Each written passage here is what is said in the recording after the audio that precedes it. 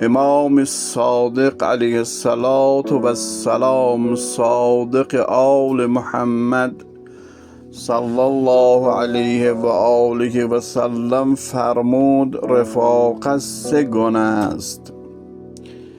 کسی که وجودش برای تو به منزله غذاست که همیشه به اون نیاز داره، همیشه راهنمای تو هست، این رفیق عاقل است که نباید از دست داد.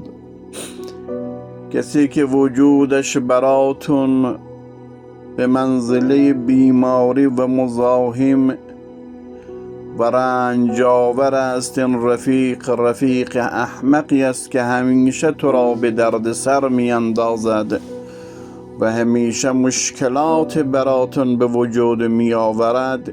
این رفیق احمق است که نباید به اون رفاقت کرد. کسی که وجودش براتون به منزله داروی شفابخش است که به سختی ها و مشکلات ها تو را راهنمایی می کند و به داد می رسد، این رفیق روشن ضمیر و اهل خرد است و نباید از دستش داد.